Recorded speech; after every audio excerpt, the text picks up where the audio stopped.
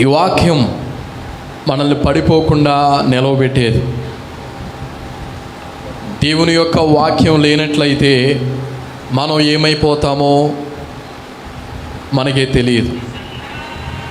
మన దుఃఖములో, మన శ్రమలలో, మన వ్యాధి బాధలలో మనల్ని ఆదరించి నడిపించింది వాక్యం. కనుక ఇప్పుడున్నటువంటి పరిస్థితులు బట్టి మనందరం కూడా భయాందోళనతో ఉన్న మన హృదయానికి నెమ్మదిని అనుగ్రహించి ధైర్యాన్ని అనుగ్రహించేది వాక్యము. కనుక ఆ వాక్యాన్ని వినుటకు మనందరం కూడా వీక్షిస్తూ ఉన్నాం, కూర్చొని వింటూ ఉన్నాం. కనుక కొద్దిసేపు మనకున్నటువంటి ఆలోచనలన్నిటినీ కూడా పక్కన పెడేద్దాం. మనకున్నటువంటి వేదనలు, మనకున్నటువంటి సమస్యలు, ఇబ్బందులన్నిటినీ కూడా వాటి కోసం ఆలోచించడం కొద్దిసేపు, కొన్ని నిమిషాలు మనం పక్కన పెట్టి ఒక అరగంట సేపు మనం దేవుని యొక్క వాక్యాన్ని విందాం. గత వారం దేవుని యొక్క వాక్యాన్ని మనం విన్నాం. ఏమిటంటే, శ్రమలలో, కష్టాలలో, ఇబ్బందులలో దేవుణ్ణి నమ్మినటువంటి మనం, సంఘమైనటువంటి మనం ఏ విధంగా నిలవబడాలి అనేటువంటి దాని గురించి, ఏ విధంగా మనం సాక్షిగా దేవుని కొరకు నిలవబడాలి అనేటువంటి విషయం కొరకు గత వారం మనం ఆ వాక్యాన్ని ధ్యానించాం.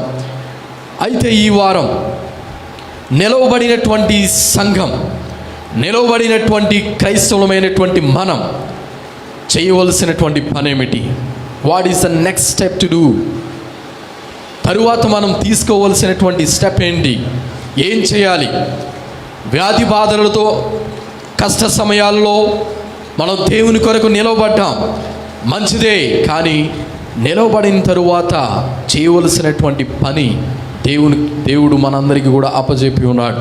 ఆ పని ఏమిటో దానిని తెలుసుకుందాం. ఇదంతా మనకి తెలిసినటువంటిదే, కానీ కాలక్రమేణా వాటన్నిటిని కూడా మనం మర్చిపోతూ వచ్చాం. కనుక ఈరోజు ఉదయం దేవుడు మరలా తన వాక్యంలో నుండి మనతో మాట్లాడబోతూ ఉన్నాడు. దేవుడు తన వాక్యం ద్వారా మరలా మనం విడిచిపెట్టింది, లేకపోతే మనం మర్చిపోయినటువంటి దానిని మరలా గుర్తు చేయాలని దేవుడు ఆశపడుతూ ఉన్నాడు. కనుక వాక్యం వింటున్నటువంటి మనమందరం కూడా కొద్దిసేపు జాగ్రత్తగా దేవుని యొక్క మాటలను, ఆదరణ కలిగించేటువంటి మాటలు మనం విందాం.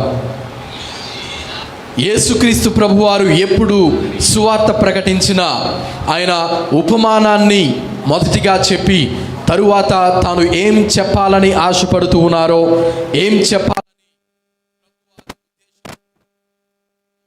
తరువాత చెప్పేటువంటి వారు. మొదట ఆయన ఉపమానాన్ని చెప్పేటువంటి వారు. అదే రీతిగా ఈరోజు వాక్యాన్ని ధ్యానించబోతున్నటువంటి మనం ఒక ఉపమానాన్ని చెప్పుకొని, లేకపోతే ఒక ఇలిస్ట్రేషన్ని మనం చెప్పుకొని దానిలో నుండి మనం గ్రహించవలసినటువంటి నీతి, లేకపోతే గ్రహించవలసినటువంటి దేవుని యొక్క వాక్యాన్ని, లేకపోతే ఆయన యొక్క మాటను మనం వినడానికి ప్రయత్నం చేద్దాం. ఒక సముద్ర తీరం ఉంది. ఆ సముద్ర తీరాన్న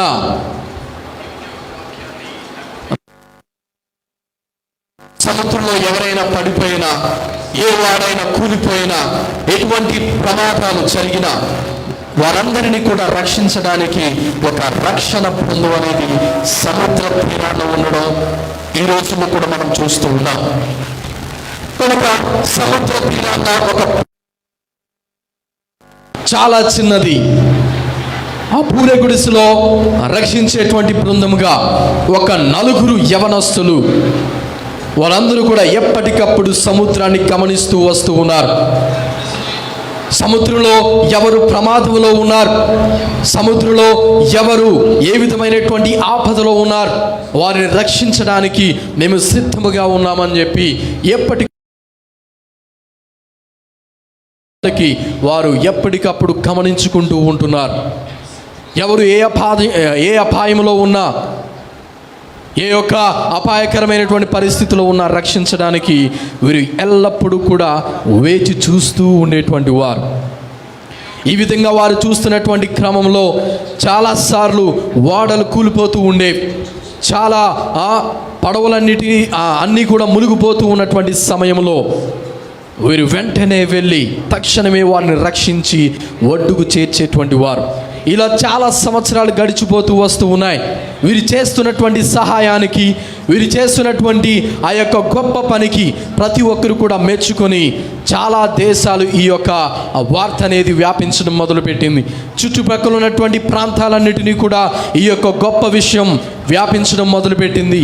ప్రతి ఒక్కరు కూడా వీరిని అభినందించడం మొదలుపెట్టారు. చాలామంది వీరికి స్పాన్సర్ చేయడం మొదలుపెట్టారు.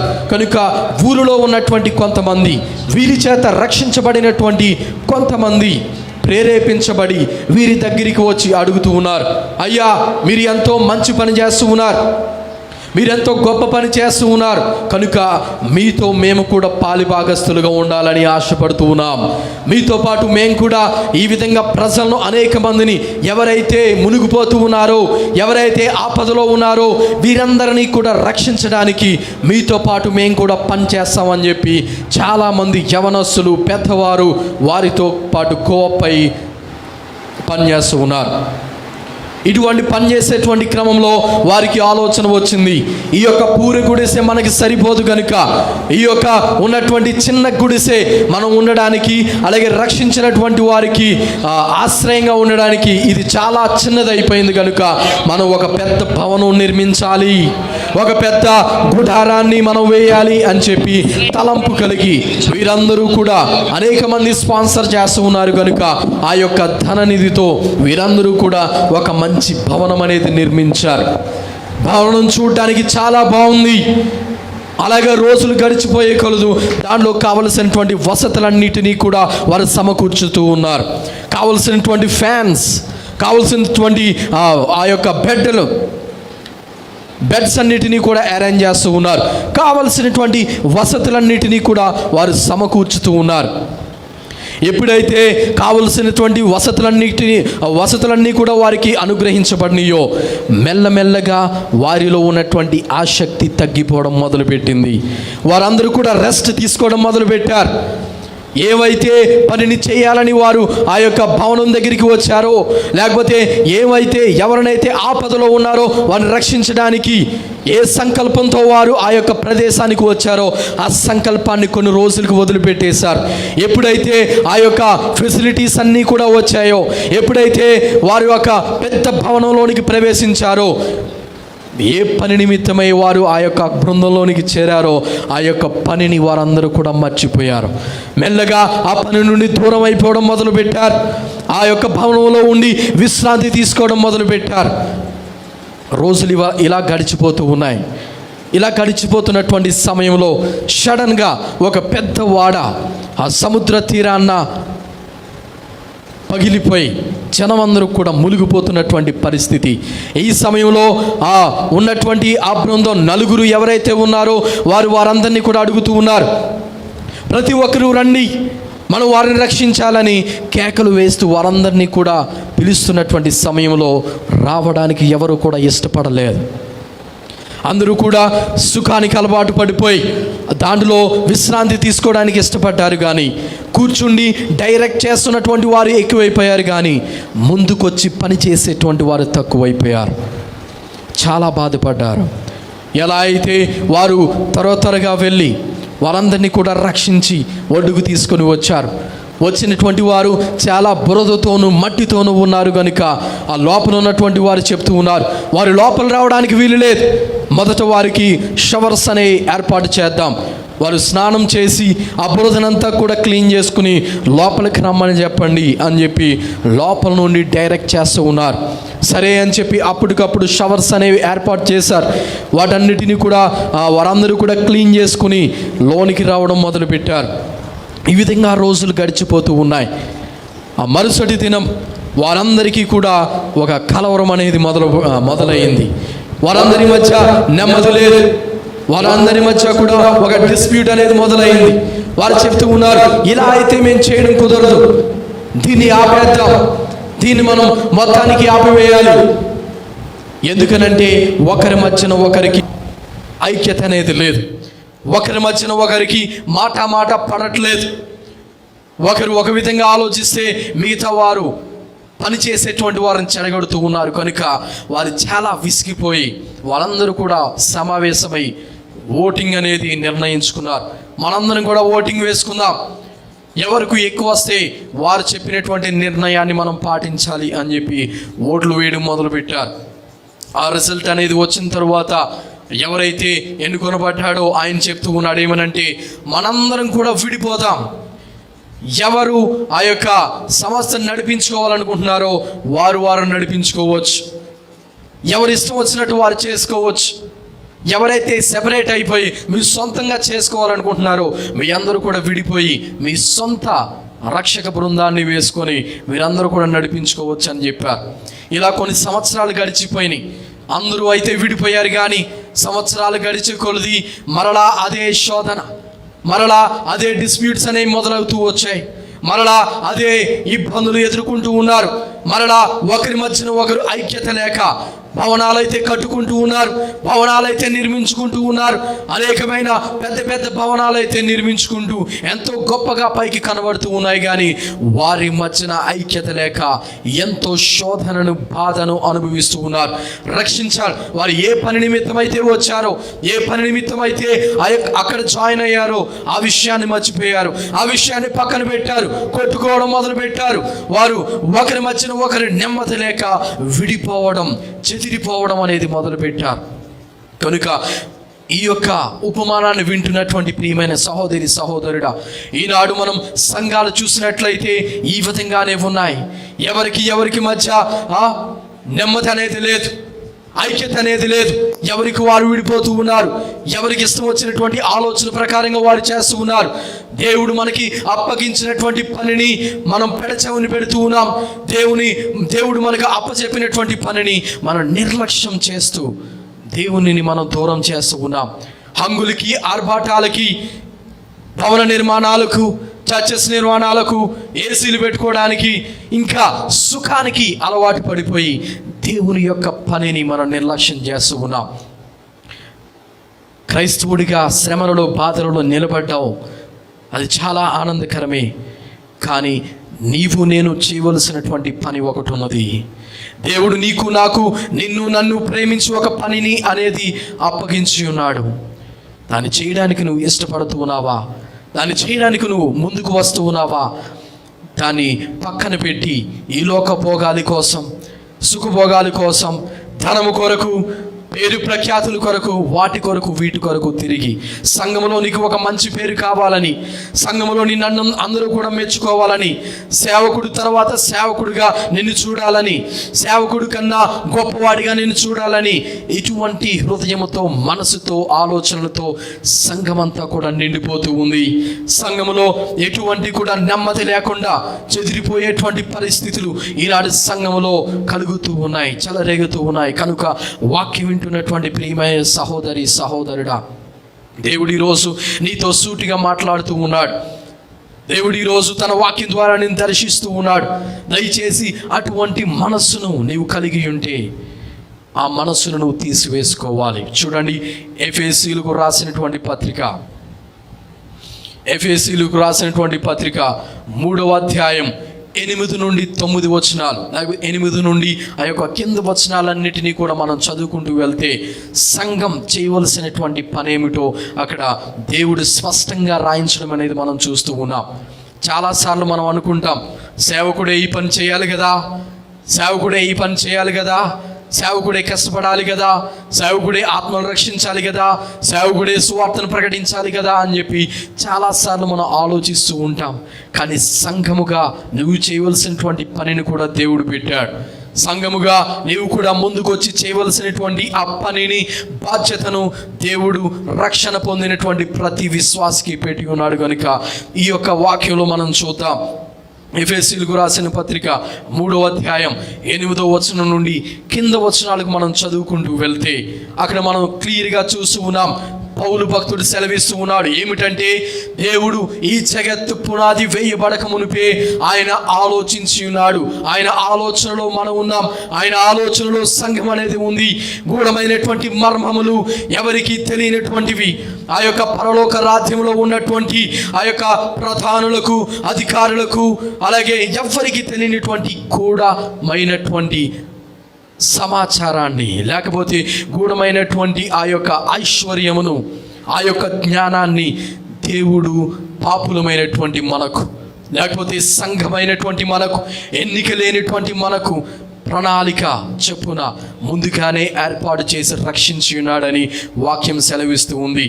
ప్రియమైన సహోదరి సహోదరుడా, ఈ జగత్తు పునాది వేయబడక ముందే దేవుని యొక్క ఆలోచనలో మనం ఉన్నాం. దేవుడు ఈ యొక్క సృష్టిని నిర్మించక మునిపే దేవుని యొక్క ప్రణాళికలో మన సంఘం ఉన్నది.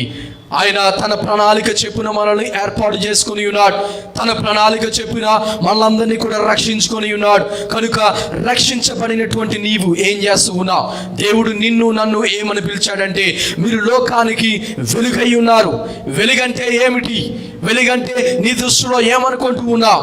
వెలుగంటే నువ్వు ఆస్తిని సంపాదించడం వెలుగనుకుని నువ్వు వెలుగని నువ్వు భ్రమిస్తూ ఉన్నావా? లేకపోతే వెలుగంటే ఈ లోకంలో పేరు ప్రఖ్యాతులు సంపాదించడం వెలుగు అనుకుంటున్నావా? ఈ లోకంలో ధన ధాన్యాలు పోగేసుకోవడం వెలుగని నువ్వు ఆశపడుతూ ఉన్నావా? లేకపోతే అనుకుంటూ ఉన్నావా? ఈనాడు దేవుడు సెలవిస్తూ ఉన్నాడు, వెలుగంటే నువ్వు ఆలోచించుకునేది కాదు. వెలుగంటే నీకు కలిగి ఉన్నటువంటి రక్షణను నీ ఇరుగు పొరుగు వారికి కూడా అందించడమే దేవుని యొక్క వెలుగు. హల్లెలూయా, హల్లెలూయా. ఎప్పుడైతే నువ్వు పొందుకున్నటువంటి వెలుగును నీ యొక్క ఇరుగు పొరుగు వారికి నువ్వు అందిస్తావో, నీవు పొందుకున్నటువంటి రక్షణను, నీవు పొందుకున్నటువంటి ఆశీర్వాదాన్ని, నీవు పొందుకున్నటువంటి ఆ యొక్క వెలుగు మార్గాన్ని ఇతరులకు కూడా పంచుతావో, నీ యొక్క ఇరుగు పొరుగు వారికి ఆ యొక్క సమాచారాన్ని, లేకపోతే దేవుని యొక్క వాక్యాన్ని, నీ యొక్క సాక్ష్య రూపైన నువ్వు ఏ విధంగా దేవునిలోనికి వచ్చావో, ఏ విధంగా నువ్వు రక్షణ పొందావో, ఏ విధంగా దేవునిలోనికి నడిపించబడ్డావో, ఏ విధంగా దేవుని యొక్క ప్రేమను నువ్వు తెలుసుకున్నావో, ఎప్పుడైతే వారితో నువ్వు పంచుకొని దేవుని యొక్క సువార్తను వారికి అందిస్తావో, అది దేవుడు నీకు ఇచ్చినటువంటి పని. అది దేవుడు నీకు ఇచ్చినటువంటి పని. ఆ పనిని నువ్వు చేస్తూ ఉన్నావా? లేకపోతే రక్షణ పొందిన నీవు ఈ లోక వ్యాపకాలలో పడిపోయి దేవుని యొక్క పనిని నిర్లక్ష్యం చేస్తూ ఉన్నావా? రక్షించవలసిన నీవు, రక్షించవలసినటువంటి బాధ్యత నీలో పెట్టిన తరువాత నీవు దాన్ని నిర్లక్ష్యం చేస్తూ సంఘానికి ఇది కావాలి, సంఘంలో అది లోటుగా ఉంది, లేకపోతే వీరు అలా అంటున్నారు, వీరు ఇలా అంటున్నారు అని చెప్పి సహోదరులపైన నేరారోపణ చేస్తూ, సంఘం పైన నేరారోపణ చేస్తూ, అన్యజనులు అనేక మందిని తృణీకరిస్తూ, నువ్వేదో భక్తుపరుడిగా, నువ్వేదో భక్తుపరురాలిగా చేస్తూ అనేక మందికి నువ్వు ఆటంకకరంగా ఉంటున్నావా? ప్రియమైన సహోదరి సహోదరుడా, దేవుడు తన వాక్యంలో నుంచి నీతో మాట్లాడుతూ ఉన్నాడు. ఏ విధంగా నువ్వు ఉన్నావు? నీ జీవితం ఏ విధంగా ఉంది? యేసుక్రీస్తు ప్రభువారు ఈ లోకంలో తను సువార్తను ప్రకటిస్తున్నటువంటి దినాలలో, ఈ లోకంలో దేవుడు సువార్త ప్రకటించుకుంటూ వెళ్ళిపోతున్నటువంటి దినాల్లో దేవుడు చెప్పాడు ఏమిటంటే, నేను పాపను రక్షించడానికి వచ్చాను, మీరు సర్వలోకానికి వెళ్ళి ఈ యొక్క సువార్తను ప్రకటించండి అని శిష్యులను ఏర్పాటు చేసుకుని వారికి చెప్పాడు. ఆ శిష్యులు చెప్పినటువంటి వర్తమానం ద్వారా, లేకపోతే వారు ప్రకటించినటువంటి దేవుని యొక్క సువార్త ద్వారా రక్షించబడినటువంటి మనం ఈనాడు అదే బాధ్యతను ముందుకు తీసుకువెళ్ళేటువంటి యొక్క భారం మనందరి పైన ఉంది. సంఘమైనటువంటి మన పైన ఉంది. రక్షించబడినటువంటి ప్రతి క్రైస్తవుడికి, ప్రతి క్రైస్తవురాలకి, ప్రతి ఒక్కరికి కూడా ఆ బాధ్యత అనేది దేవుడు పెట్టాడు. కనుక ఆ యొక్క పనిని మనం చేస్తున్నామా లేదా? ఈ రోజు వరకు నువ్వు ఏ విధమైనటువంటి నడవడికతో ఉన్నావో నాకైతే తెలియదు, కానీ దేవుడు తన వాక్యం ద్వారా నిన్ను నన్ను కూడా దర్శిస్తూ ఉన్నాడు. ఏ విధమైనటువంటి నడవడికతో ఉన్నావు? ఏ విధమైనటువంటి ఆలోచనలతో నీవు ఉన్నావు? ఏ విధమైనటువంటి ప్రవర్తన కలిగి నువ్వు జీవిస్తూ ఉన్నావు? దేవుని నమ్మిన తరువాత ఆయన విడిచిపెట్టి, ఆయన అప్పగించినటువంటి పనిని విడిచిపెట్టి లోకంలో ఏవేవో సంపాదించుకోవాలని చూస్తున్నావా? లోక పరిస్థితి చూస్తూ ఉన్నావు కదా. లోకంలో ఏం జరుగుతుంది, ఎప్పుడు ఏం జరుగుతుందో తెలియనటువంటి పరిస్థితి, ఎప్పుడు ఏ విధంగా మనం ఈ లోకాన్ని విడిచిపెట్టి వెళ్ళిపోతామో ఎవరికి కూడా తెలియదు. వయసుతో సంబంధం లేదు, అనుభవంతో సంబంధం లేదు, ఉన్నవారు లేని వారిని తారతమ్యమేమి కూడా లేదు. ఏ క్షణాన్ని ఎవరికి ఏమి జరుగుతుందో తెలియదు. ఈ లోకం శాశ్వతం కాదని చెప్పి అనేకమైనటువంటి రుజువులు నీ ముందు నా ముందు దేవుడు పెడుతూ ఉన్నాడు. అనేకమైనటువంటి రుజువులు దేవుడు నీ ముందు నా ముందు పెడుతూ ఉన్నాడు.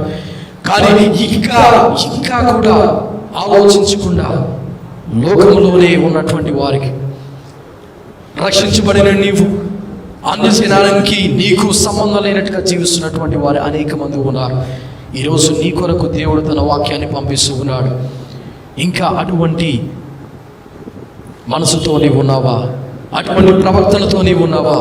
ఈరోజు దేవుడు అంటున్నాడు, నీవు మార్చుకో. సమయం ఉన్నప్పుడే నీ యొక్క హృదయాన్ని మార్చుకో. సమయం ఉన్నప్పుడే నీ యొక్క ప్రవర్తనను మార్చుకో. సమయం ఉన్నప్పుడే దేవునికి దగ్గర అవడానికి ప్రయత్నం చేయి. సమయం ఉన్నప్పుడే దేవుడు నీకు అప్పచెప్పినటువంటి పనిని భారముగా బాధ్యతగా నిర్వర్తించడం నేర్చుకో అని చెప్పి దేవుడు చెప్తూ ఉన్నాడు. వాక్యం వింటున్నా నీకు ఆలోచన రావచ్చు, ఇప్పుడు ఉన్నటువంటి పరిస్థితులను బట్టి మీరేం మాట్లాడుతున్నారయ్యా? ఇప్పుడు ఉన్నటువంటి పరిస్థితులు ఏమిటి? మీరు చెప్పేది ఏమిటి? ఇప్పుడున్న పరిస్థితుల్లో ఎవరికి ఏం మాటలు చెప్పలేము కదా, ఇరుగు పొరుగు వాళ్ళ దగ్గరికి వెళ్ళి సువార్తను ప్రకటించలేము కదా అని చెప్పి మీరు ఆలోచించవచ్చు. కానీ ఏ విధంగా నువ్వు వాక్యాన్ని వింటున్నావు? దేవుడు మనకి ఇచ్చినటువంటి అవకాశం, ఈ యొక్క లైవ్ ద్వారా మనం అనేక మందిని రీచ్ అవుతూ ఉన్నాం. కనుక నీవు నిజంగా భావన కలిగి దేవుడు పని చేయాలి, నేను దేవుడి కొరకు ఏదో ఒకటి చేయాలి అనేటువంటి ఆశ నీకు ఉన్నట్లయితే దీనిని వారికి పంచు, షేర్ చేయి. వారు కూడా చూసి వారు కూడా రక్షణ పొంది దేవుని యొక్క వెలుగులో వారు కూడా నడిచేలాగా నీవు ఒక పాత్రగా దేవుని యొక్క సన్నిధిలో ఉపయోగపడు. దేవుడిని రక్షించాడంటే ఆ యొక్క నీకు దేవుడిచ్చినటువంటి వెలుగును కొంచెం కింద మంచం కింద పెట్టి ఎందుకని దేవుని హృదయాన్ని బాధ పెడుతూ ఉంటావు? ఎందుకని దేవుడు ఇచ్చినటువంటి ఆ రక్షణను ఎందుకని నువ్వు నిర్లక్ష్య పెడుతూ, నేను పొందుకున్న రక్షణ సరిపోతుంది, నేను ఇంకా ఏమి చేయవసరం వద్దని చెప్పి ఈ విధమైనటువంటి స్వభావంతో, ఈ విధమైనటువంటి ఆలోచనతో నీవు ఉన్నావేమో. దేవుడు ఈరోజు నీతో మాట్లాడుతూ ఉన్నాడు, నిన్ను రక్షించుకున్నది నా పని చేయడం కొరకు. జగత్తు పునాది వేయబడక మునిపే ఎవరికి తెలియనటువంటి ఘోరమైనటువంటి మర్మములను యేసుక్రీస్తు ద్వారా నేను మీకు అందించాను. కానీ మీరు ఏమి చేస్తున్నారు? What are you doing? నువ్వు వెలుగును పొందుకొని దాన్ని ఎక్కడో దాచిపెడుతూ ఉన్నావు.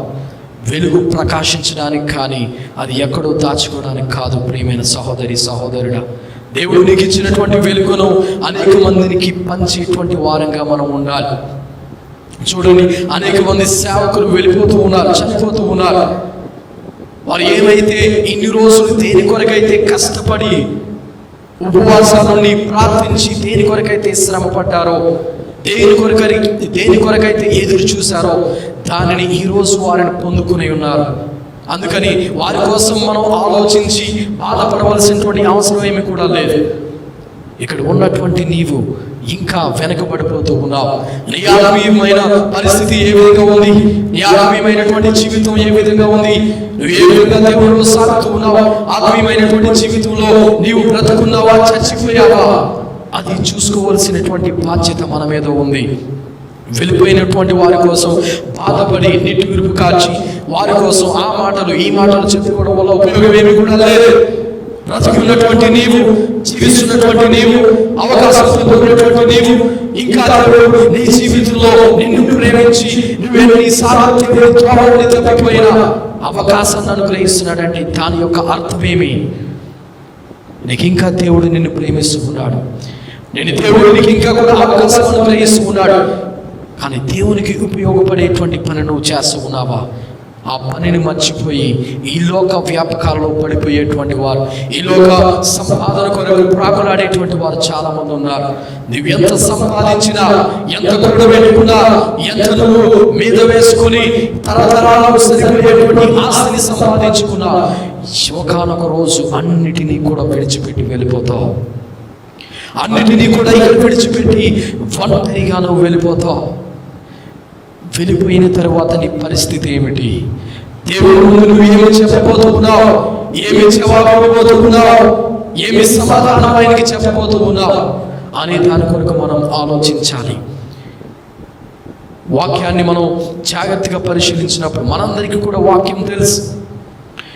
ఈ లోకంలో పరిస్థితులు మనం చూసినప్పుడు వాక్యాన్ని తెలిసినటువంటి మనం సిద్ధపడాలి. ఎందుకంటే దేవుడు తన వాక్యంలో ముందుగానే రాయించాడు.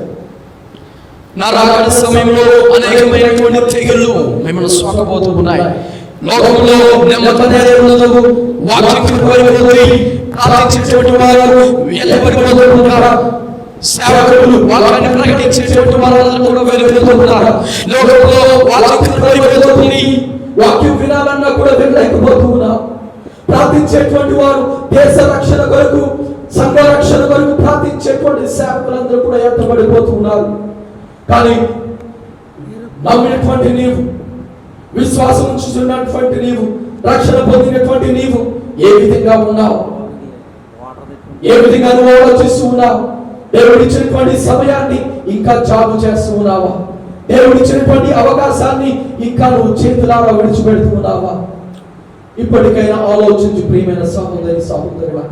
దేవుడు నీకు అవకాశం ఇచ్చాడంటే నువ్వు ఇంకా మారాలి. దేవుని యొక్క పని నువ్వు ఇంకా జరిగించాలి. దేవునికి నమ్మకమైనటువంటి వాడుగా, నమ్మకమైనటువంటి దానిగా నీవు నేను ఉండాలని దేవుడు ఆశపడుతున్నాడు. కనుక ఇకనైనా మన హృదయాన్ని మార్చుకుందాం. ఇక నుండైనా మన యొక్క జీవితాన్ని దేవునికి సమీపంగా చేసుకుందాం. దేవుని యొక్క పని కొరకు మనం ఆలోచించేటువంటి వారిగా మనం ఉందాం. దేవుని కొరకు జీవించేటువంటి వారిగా మనం ఉందాం. చూడండి, ఇటువంటిని కూడా మనం పక్కన పెట్టి సంఘమైనటువంటి మనం ఏ విధంగా మన సంఘానికి గొప్ప తెచ్చుకోవాలి, మన సంఘం ఇది కలిగి ఉంది అది కలిగి ఉంది అని ఏ విధంగా గొప్పను చెప్పుకోవాలని అందరూ కూడా ఆలోచిస్తున్నారేమో. బైబిల్ గ్రంథంలో మనం చూస్తూ ఉన్నాం ఈనాడు సంఘాలు ఏ విధంగా పతనమైపోతూ ఉన్నాయో, ఏ విధంగా దేవుని యొక్క పనిని నిర్లక్ష్య పెడుతూ ఉన్నాయో. ప్రకటన గ్రంథం 3వ అధ్యాయంలో కూడా ఒక సంఘం ఉంది. ఆ సంఘాన్ని చూసి ప్రభు అయిన యేసుక్రీస్తు వారు ఎంతో బాధపడుతూ ఉన్నారు, ఎంతో వేదన చెందుతూ ఉన్నారు, ఎంతో ఆయన చింతిస్తూ ఉన్నాడు. లవోదికీయ సంఘాన్ని చూసి దేవుడు ఎంతగానో బాధపడుతూ ఉన్నాడు. ఆయన ఆ సంఘాన్ని చూసి ఎంతో విలపిస్తూ ఆ సంఘాన్ని గురించి సాక్ష్యం ఇస్తూ ఉన్నాడు. ఏమనంటే, నువ్వు చల్లగానైనా లేవు, వెచ్చగానైనా లేవు, నిలువెచ్చని పరిస్థితిలో ఉన్నావు. దేవుణ్ణైతే నమ్మవు కానీ, దేవుని యందు విశ్వాసం ఉంచావు కానీ, నువ్వు అటు పూర్తిగా దేవుని మీద ఆధారపడట్లేదు, ఇటు పూర్తిగా లోకంలో కలిసిపోవట్లేదు కానీ అటు ఇటు ఊగుతూ ఉన్నావు. వేషధారణ కలిగి ఉన్నావు, వేషధారణ బ్రతుకు కలిగి ఉన్నావు. నిన్ను చూసి నేనెంతగానో బాధపడుతూ ఉన్నాను. నువ్వు చల్లగానైనా ఉంటే నేను నిన్ను రక్షించుకోవడానికి నేను సిద్ధముగా ఉన్నాను. వెచ్చగా ఉంటే నా కొరకు వాడబడేటువంటి మండే జ్వాలగా నిన్ను మార్చాలని నేను ప్రయత్నం చేస్తూ ఉన్నాను. కానీ నిలువెచ్చనటువంటి పరిస్థితిలో నీవు ఉన్నావు. అందుకని నీ యొక్క ముఖమును చూసి నేను ఉమ్మి వేయాలని ఆలోచిస్తూ ఉన్నాను, ఉమ్ము వేయాలని తలంచుస్తూ ఉన్నాను. నేను వాక్యం వింటున్నటువంటి ప్రియమైన సహోదరి సహోదరుడా, వాక్యం వింటున్నటువంటి ప్రియమైనటువంటి సంఘమా, నిన్ను నన్ను చూసి దేవుడు ఉమ్ము వేయాలని ఆలోచిస్తూ ఉన్నాడా? నీ యొక్క నా పరిస్థితి చూసి దేవుడు చింతిస్తూ ఉన్నాడా? ఒకానొక రోజు రాబోతూ ఉంది. ఆ రోజు లోకానికి శ్రమ కలుగుతూ ఉంది. ఆనాడు సువార్త అంతా కరువైపోతూ ఉంది. నీకు అవకాశం కావాలి అన్నా దేవుడు నీకు అవకాశం దక్కనిటువంటి రోజులు రాబోతూ ఉన్నాయి. ఆ రోజు నువ్వు ఎంత బాధపడినా, ఎంత చింతించినా, ఎంత ఏడ్చినా, ఎంత దేవుని వైపు చూస్తూ విలపించినా ప్రయోజనమేమి కూడా లేదు. అందుకని దేవుడు నీకు అవకాశం అనుగ్రహిస్తున్నాడు. ఆ యొక్క వాక్యంలో 3వ అధ్యాయంలో రెవల్యూషన్ చాప్టర్ 3 మనం చూసినట్లయితే కిందకి చదువుకుంటూ వెళ్తే దేవుడు చెప్తూ ఉన్నాడు ఏమనంటే, నిన్ను చూసి నేనెంతో చింతిస్తూ ఉన్నాను, నీకు మరొక అవకాశాన్ని నేను ఇస్తూ ఉన్నాను.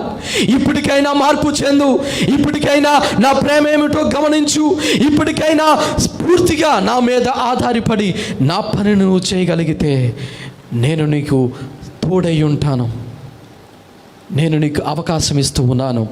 నేను ప్రేమించేటువంటి వారిని గాయపరుస్తాను.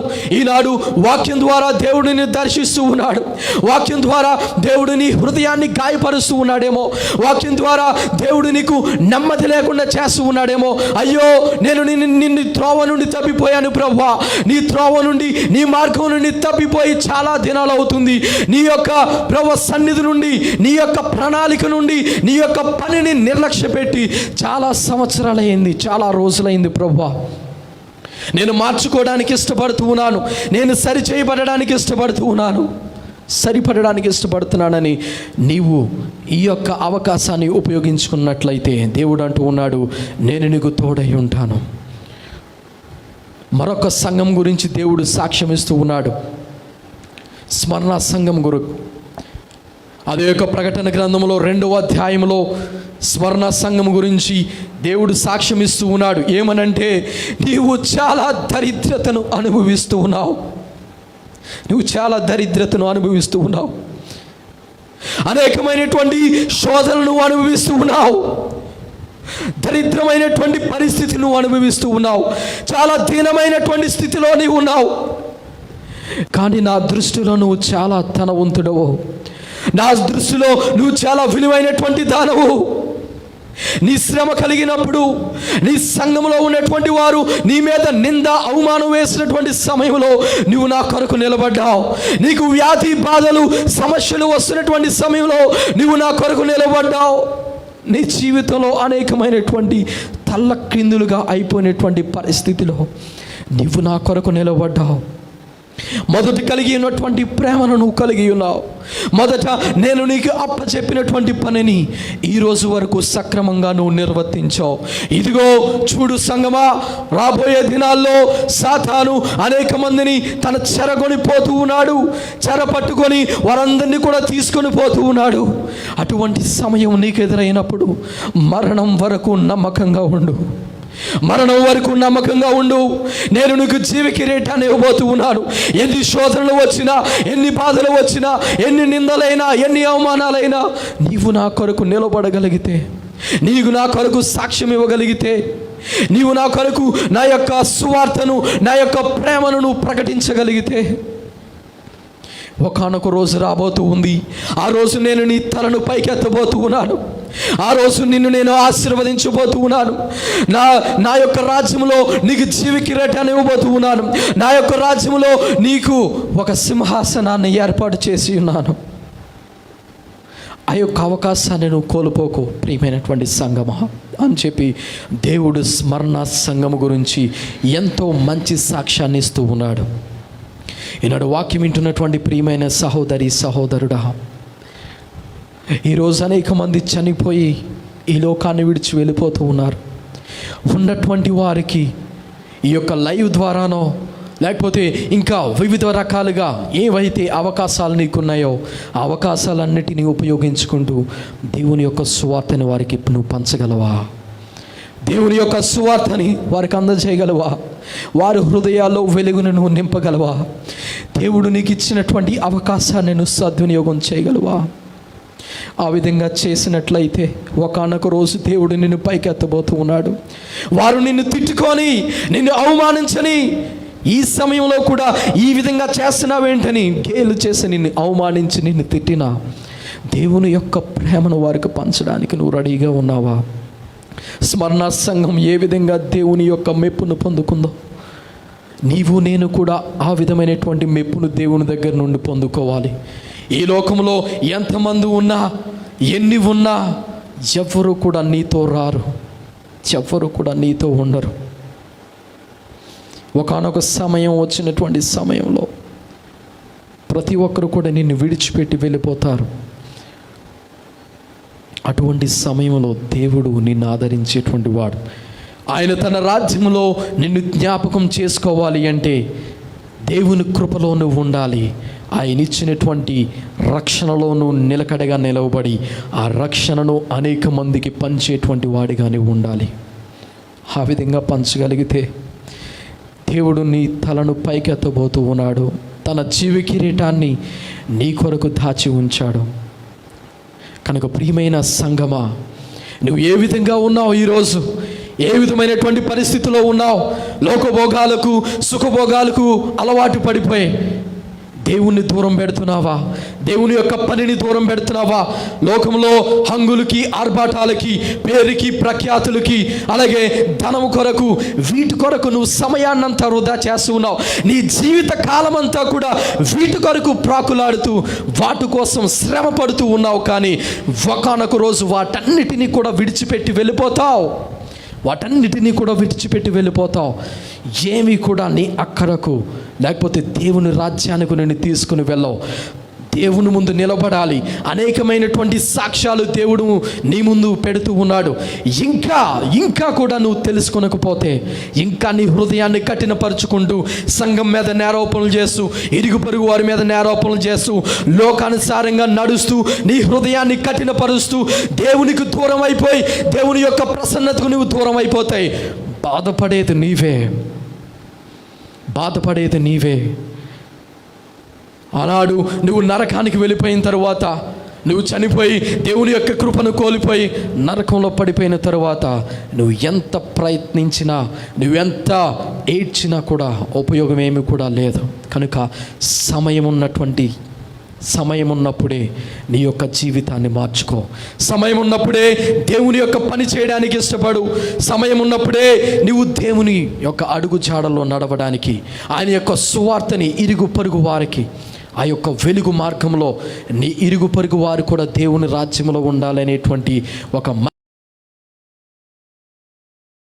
చాలామంది నిన్ను అంటారు మతబోధ అది ఇది అని. వారు తెలియక నిన్ను అంటూ ఉన్నారు. కానీ నువ్వు ప్రకటించేది, నువ్వు వారికి అందించేది జీవపు మార్గం. దేవుడు నీకు అందించినటువంటి వెలుగు, పరలోక రాజ్యానికి ఒక నిచ్చెన అనేది వారి కోసం నువ్వు వేస్తూ ఉన్నావు. కనుక ఈ లోకం కొరకు నువ్వు ఆలోచించుకో.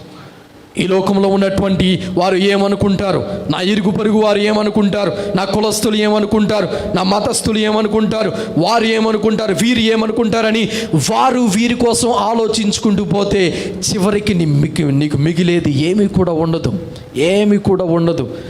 వారందరూ కూడా నీ యొక్క సంతోష సమయంలోనే నీ వెంట ఉంటారు.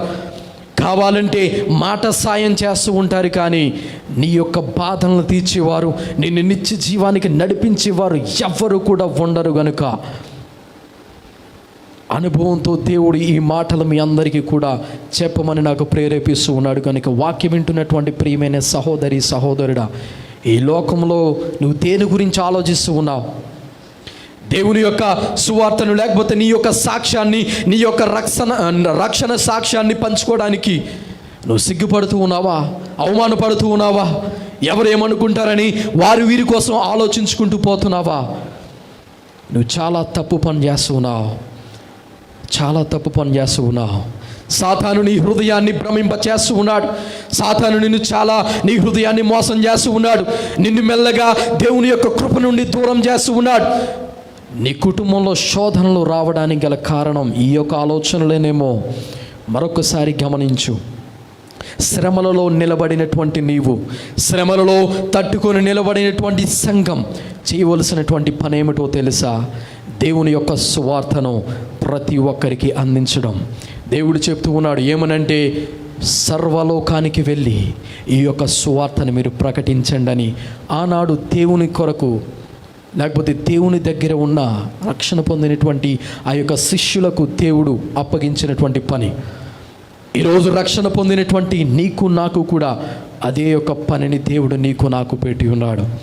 కనుక దేవుడు నన్ను అడుగుతూ ఉన్నాడు, తన వాక్యంలో నుంచి మాట్లాడుతూ ఉన్నాడు.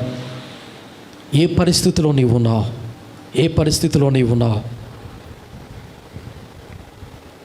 దేవుని యొక్క పనిని చేస్తూ ఉన్నావా? నిర్లక్ష్య పెట్టి లోక భోగాల వైపు తిరుగుతూ ఉన్నావా? నేను చెప్పేటువంటి మాటలు నీకేమీ కొత్త కాదు. నేను చెప్పేటువంటి మాటలు నువ్వు ఆల్రెడీ విన్నవే. నీకు ఈ వాక్యాలన్నీ కూడా తెలుసు. కానీ నీ హృదయం మాత్రం వాక్యానుసారంగా లేదు. నీ హృదయం మాత్రం ఎన్నిసార్లు ఈ యొక్క వాక్యాన్ని విన్నా, ఎన్నిసార్లు ఈ వాక్యాన్ని దేవుడు నీకు అందిస్తూ ఉన్నా, నువ్వు పెడచెవిని పెడుతూ సమయాన్ని వ్యర్థం చేస్తూ ఉన్నావు. సమయం మించిపోతున్నది మిత్రమా. సమయం మించిపోతూ ఉంది. సమయం అంతా కూడా అయిపోతూ ఉంది. కడవరి దినాల్లో, అంచె దినాల్లో మనం ప్రవేశించి ఉన్నాం. కడవరి దినాల్లోకి మనం ప్రవేశించున్నాం గనుక ఈ విషయాన్ని గమనించి లోకంలో విడిచిపెట్టి వెళ్ళిపోయే వారి కోసం ఆలోచించవద్దు. విడిచిపెట్టి వెళ్ళిపోయే వారి కోసం మీరు ఆలోచించవద్దు. వీరందరినీ కూడా మనం విడిచిపెట్టి వెళ్ళిపోతాం. ఎవరితో ఉండబోతున్నాం? జీవితకాలం అంతా కూడా దేవునితో ఉండబోతున్నాం. కనుక మనం ఇక్కడ ఉన్నా ఎక్కడ ఉన్నా దేవుని కొరకు మొదట మనం ఆలోచించేటువంటి వారిగా మనం ఉండాలి. దేవుని యొక్క పని కొరకు ఆలోచించేటువంటి వారిగా మనం ఉండాలి. ఆ విధంగా ఉన్నట్లయితే స్మరణ సంఘం కొరకు దేవుడు ఏ విధంగా సాక్ష్యం ఇచ్చాడో నా కొరకు కూడా ఆ పరలోక రాజ్యంలో దేవుడు సాక్ష్యం ఇవ్వబోతూ ఉన్నాడు. నా తలపైకి ఎత్తబోతూ ఉన్నాడు. జీవకిరీటం అనేది మన యొక్క శిరస్సును ధరించబోతూ ఉన్నాడు. కనుక దాని కొరకు మనందరం కూడా ప్రయత్నం చేద్దాం. సంఘమైనటువంటి మనమందరం కూడా ఇప్పటికే మించిపోయింది ఏమీ కూడా లేదు. ఐక్యత కలిగి, ఏక మనసు కలిగి, ఏకాత్మ కలిగి, ప్రార్థనలోను విశ్వాసములోను దేవుని యొక్క పనిని చేయుటలోను ఎడతెగక సాగిపోయి దేవుని యొక్క నిత్య రాజ్యం కొరకు మనందరం కూడా ముందుకు సాగిపోదాం. ఆయన యొక్క జీవ కిరీటాన్ని పొందుకోవడానికి, ఆయన యొక్క నిత్యత్వంలో ఆయన ద్వారా మెప్పును ఘనతను పొందడానికి మనందరం కూడా ప్రయాసపడుతూ ముందుకు సాగిపోదాం. దేవుడు తన వాక్యాన్ని మన వినికిడిలో దీవించి ఆశీర్వదించునుగాక. ఆమేన్. ఈ సమయంలో ప్రార్థన చేయబోయే ముందు మనందరం కూడా కొద్దిసేపు వాక్యం నిమిత్తమై చిన్న ప్రార్థన చేద్దాం. అవును ప్రభువా, నేను ఇంతసేపు లోకం గురించి, లోక పరిస్థితుల గురించి, వారు ఏమనుకుంటారు, వీరు ఏమనుకుంటారని వీరి కోసం ఆలోచిస్తూ వచ్చాను ప్రభువా. దయచేసి నీ వాక్యం ద్వారా మరొకసారి నన్ను మేల్కొల్పావు నాయనా. మరొకసారి వాక్యం ద్వారా నేనే పరిస్థితిలో ఉన్నానో నాకు గుర్తు చేసావు ప్రభువా. నేను నా హృదయాన్ని మార్చుకోవడానికి, మరలా నీ పని కొరకు ఆలోచించడానికి నేను సిద్ధమవుతూ ఉన్నాను. దయచేసి నా చేయి పట్టుకుని మీరు నడిపించండి ప్రభువా. దయచేసి నా చేయి పట్టుకుని మీరు నడిపించండి ప్రభువా. నీ సన్నిధిలో ఆ పరలోక రాజ్యంలో నాకు ఘనత కావాలి.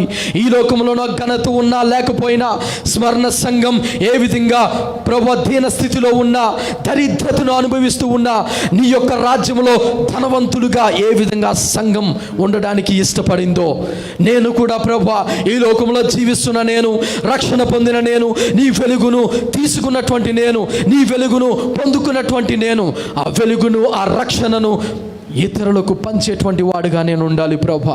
ఇతరులకు పంచేటువంటి దానిగా నేను ఉండాలి ప్రభువా. అనేక మందిని నీ సన్నిధికి నడిపించేటువంటి వాడిగా నేను ఉండాలి. అనేక మందిని ప్రభువా రక్షణలోనికి నడిపించి, అనేక మందిని నీ రాజ్యము కొరకు సిద్ధపరిచేటువంటి వాడిగా, సిద్ధపరిచేటువంటి దానిగా నేను ఉండాలి ప్రభువా. లవోదికీయ సంఘం వలె నేనున్నాను ప్రభువా. దయచేసి నా హృదయాన్ని మార్చండి. దయచేసి నా యొక్క తలంపులను మీరు మార్చండి. దయచేసి ప్రభువా నేను ఉన్నటువంటి పరిస్థితిని, నేను ఆలోచించేటువంటి విధానాన్ని మీరు మార్చమని నీ సన్నిధిలో వేడుకొంచున్నాను అని చెప్పి ప్రతి ఒక్కరిని కూడా కొద్దిసేపు దేవుని సన్నిధిలో ప్రార్థన చేద్దాం. హల్లెలూయా, హల్లెలూయా, హల్లెలూయా, హల్లెలూయా. యేసునికే వందనాలు, యేసునికే వందనాలు, యేసునికే వందనాలు. పరిశుద్ధుడా, పరిశుద్ధుడా. చేద్దాం, చిన్న ప్రార్థన చేద్దాం. ఎక్కడ ఉన్నవారం అక్కడమే. దేవా, నీ వాక్యం ద్వారా నాతో మాట్లాడావు ప్రభువా. నేను ఇప్పటి వరకు లోకము కొరకు, లోకంలో ఉన్నటువంటి సుఖభోగాల కొరకు, లోకంలో ఉన్నటువంటి ధనధాన్యాల కొరకు ప్రాకులాడుతూ, లోకంలో వచ్చేటువంటి పేరు ప్రఖ్యాతుల కొరకు, ఘనత కొరకు ఎన్ని రోజులు నేను పరిగెడుతూ ఉన్నాను ప్రభువా. నీ పని నేను నిర్లక్ష్య పెట్టాను. నీ పని నేను పెడచెవిని పెట్టాను ప్రభువా. నీ పనికి నేను అంధత్వం కలిగి ఉన్నాను. దయచేసి నా మనోనేత్రాలు తెరవండి. దయచేసి నీ కొరకు నేను ప్రభువా ప్రయాసపడేటువంటి వాడిగా నన్ను చేయండి అని చెప్పి చిన్న ప్రార్థన చేద్దాం. హల్లెలూయా, హల్లెలూయా. ప్రార్థన చేసుకుందాం. మా పరమ తండ్రి, నీకే వందనాలు, స్తోత్రాలు చెల్లిస్తూ ఉన్నాం నాయన. అవును ప్రభువా, ఎన్ని రోజులు కూడా రక్షణ పొందాం, నీ వెలుగును పొందుకొని ఉన్నాం. కానీ ఆ వెలుగును మేము కొంచెం కింద, మంచం కింద పెట్టి, నీ యొక్క ప్రేమను ఎవరికి ప్రకటించకుండా, నీ పనిని మేము పెడచెవిని పెడుతూ, నీ పనిని మేము నిర్లక్ష్య పెడుతూ, సంఘమైనటువంటి మేము, రక్షించబడినటువంటి మేము నీ గాయాల్ని రేపి ఉన్నాం. ఈ మధ్యాహ్న కాల సమయంలో నీ యొక్క కృప కొరకు మేము కనిపెడుతూ ఉన్నాం ప్రభా. నీ కృపను మేము అర్థిస్తూ ఉన్నాం. నీ కృపకై మేము ప్రార్థిస్తూ ఉన్నాం. నీ యొక్క ప్రేమను ప్రకటించేటువంటి వారిగా మమ్మల్ని చేయండి ప్రభా. నీ సువార్తను ప్రకటించేటువంటి వారిగా మమ్మల్ని చేయండి ప్రభా. మాకున్నటువంటి అవకాశాన్ని మేము సద్వినియోగం చేసుకునేటువంటి భాగ్యం నాకు, మా సంఘానికి, వింటున్నటువంటి ప్రతి ఒక్కరికి మీరు అనుగ్రహించమని సన్నిధిలో వేడుకొంచున్నాం. ఈ లోకంలో మేము ఏమి సంపాదించినా, ఎంతమంది బలగాన్ని మేము సంపాదించినా ప్రతి ఒక్క దాన్ని విడిచిపెట్టి వెళ్ళిపోతాం ప్రభా. ఏది మాతో కూడా రాదు, ఏది కూడా మా అక్కరలో మాకు సహాయం చేయలేదు ప్రభా అని గమనించినటువంటి వారమై చిత్తశుద్ధి కలిగి నీ సన్నిధిలో నమ్మకంగా సాగిపోయేటువంటి బాధ్యత మాకు అనుగ్రహించండి. నీ జీవికిరీటాన్ని మేము పొందుకునేటువంటి వారంగా మమ్మల్ని, మా సంఘాన్ని మీరు చేయమని సన్నిధిలో వేడుకొంచున్నాం. ఈ వారమంతా మమ్మల్ని కాచి కాపాడండి ప్రభువా.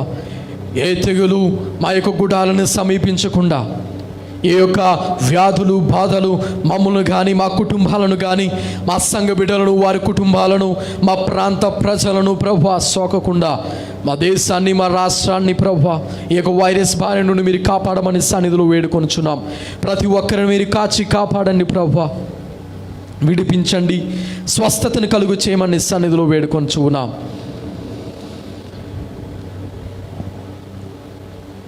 మహిమయు ఘనతయు ప్రభావాలు నీ నామానికి ఆరోపించుకోమని దీవించి పంపించండి. ఈ వారమంతా నీ కాపుదలలో మమ్మల్ని భద్రపరచండి. నీ రెక్కల చాటున మమ్మల్ని భద్రపరచండి ప్రభువా. అన్ని విషయాలు మీరే తోడయ్యండి. మహిమయు ఘనతయు ప్రభావాలు నీ నామానికే మీరు ఆరోపించుకోమని యేసు పరిశుద్ధ నామమున అడిగి వేడుకొనుచున్నాము తండ్రి. ఆమేన్. యేసు రక్తమే ఇచ్చాయం ప్రభు, యేసు రక్తమే ఇచ్చాయం ప్రభు. యేసు నామానికి సంపూర్ణ విజయమును, అపవాది క్రియలకు అనంత నాశనం కలుగునుగాక. ఆమేన్, ఆమేన్, ఆమేన్. Thank you.